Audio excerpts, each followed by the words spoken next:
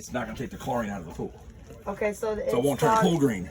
It's called enzyme. It's called Arenda Chemicals. They're out of Dallas, Texas. It's like a something. But they're sold everywhere. Something EV 100 or something. I don't know. It's Eric is the guru on that. Yeah, he knows this stuff. He's the nerd of the chemical side on the pool side. But where are you located? Fort Lauderdale. Okay, so go down to Lauderdale, any pool supply place down there, Corner. If you're familiar with them. No, but there is a pool supply spot. I forgot what it's called, but it's like right next to our house. Yeah, Pinch a Penny. Pinch a Penny. Yeah. Only problem with Pinch a Penny, Leslie, is you're going to pay premium. If you go to Horner or SCP. There's another, Horner. Florida Water. Oh, that spot that I was at. Yeah, in Hialeah. Okay. What if it's a saltwater pool? Saltwater pool, same thing. I mean, it's creating chlorine. It's just, okay. You know, salt is creating chlorine. Salt's going to be worse. Salt's going to turn their pool green just like that.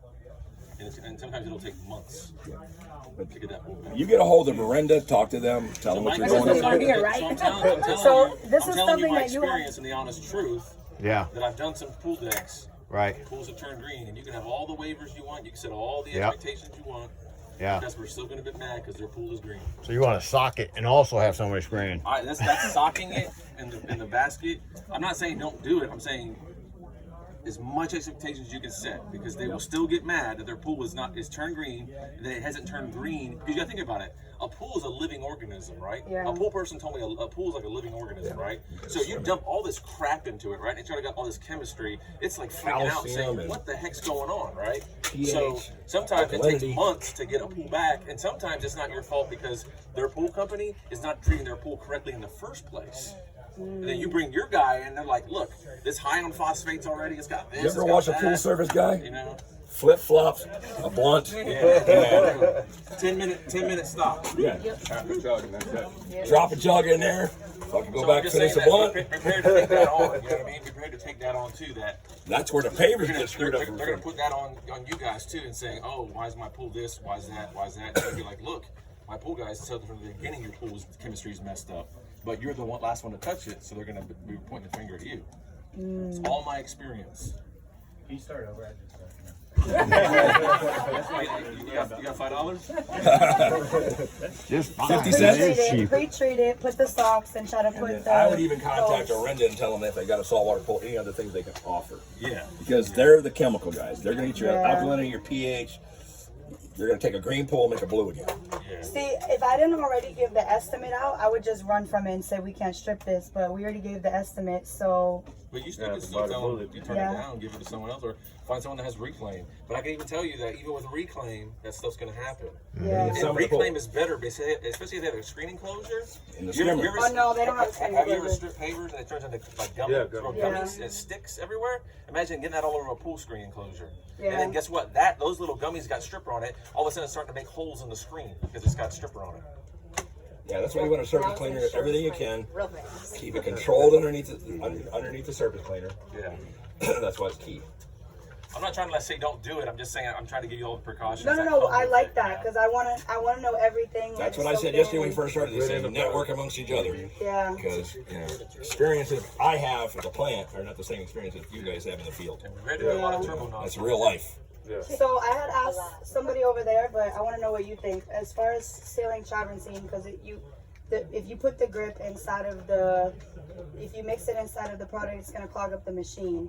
So would you recommend rolling it, like mixing it and rolling it, or sprinkling it on afterwards? The best way I found was from this guy right here.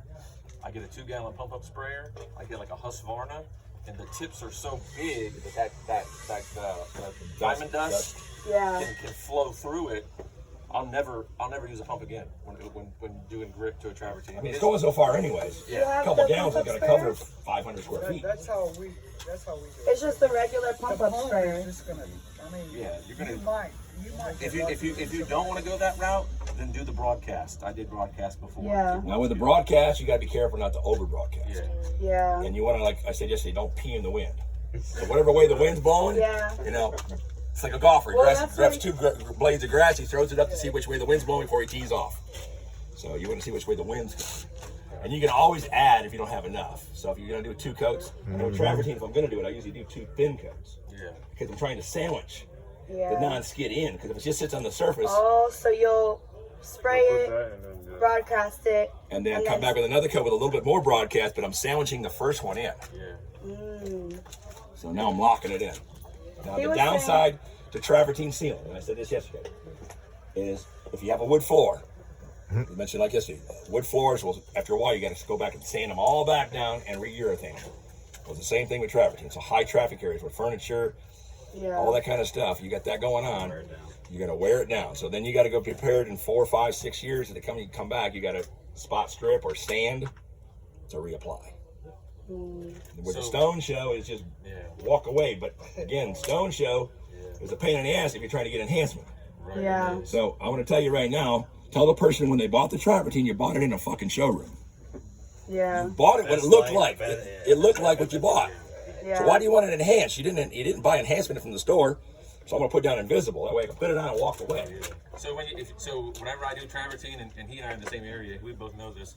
If I can talk someone into Invisible Stone Show, I'll do it all day long, every day, 24/7. I won't put a film former. I won't put enhance if I don't have to. If not, because it's a pain, because it buffs out. And you know, the good thing is, this is another thing to network with, right? Let's say there is excess buffing, right? You can do two things. You can either get like their shirt clean degreaser, like they're you know, and like you can buff that stuff out, right? Or you can get like a carpet cleaner guy that's got a buffing tool machine and kind of buff the excess slippery spots out. You know, that'll work too. I've had to do that. So with the stone show, it's not slippery. It's a good point because you can go back. I mean, just like waxing a car. If you do enhancer and you don't get it all off, what do you got to do with waxing a carpet? It sits in the sun. You got to go back with a compound and a buffer. So it's not a big deal to get a floor buffer with some degreaser. The high alkalinity will remove the residue without affecting what it did react to. So you're not hurting yourself. So it's still enhanced. It's just the residue. Now, if you want the nano is a little easier to get off than the water-based because it's smaller particle and it's clear. It's not milky and white. So it doesn't have that slimy snot as bad. But both of them, you got to get rid of the excess. We have two kinds of solvent-based, which you can use anywhere except California.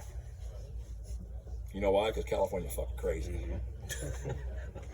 can't start a power washer. And I got a couple guys out there. They do a lot of sealing. Dave on Card, he's the F9 guy. You see him all the time. He's out there in Desert Hot Springs, whatever it's called, Palm Springs, whatever. And he's The right now solvent's better because it's going to penetrate deeper. And the more it can penetrate, the more it's going to last longer. It can Learn penetrate. it. But I heard that solvent isn't good in South Florida because of the it's a humidity. mineral spirit base. Yeah. It's not a xylene based. Oh, okay. Okay, so it's a low evaporating solvent. So when you have mineral spirits that smell like mineral spirits, and you have none that has no odor. So it's a low, it's what's called flash 142. So it evaporates real slow, meaning it can penetrate. Solvent's just going to go gone. Xylene based, Yeah. Or there's another company out there that I deal with. They got all these competitions. We went out in Texas. They use hexane. That's fucking worse than gasoline. Sounds it. Yeah, It's Texas. Sounds terrible. I mean, Texas don't give a They don't shit. I sell a ton of solvent-based sealer to the guys out in Houston. I swear to God, they sit around a campfire and just get high. They just open up the bucket and they just Oh yeah, it's like all the oil rig stuff. They pull it off and need it clean. They're just like, clean it. We don't care what you use. get out of here, motherfucker. I got a cold. Leave me alone. I see this Gatorade doesn't even any kind of So cold. hopefully that helps with the travertine. I have a love-hate relationship with it around a pool. Well, we've been getting so many requests for it, so it's like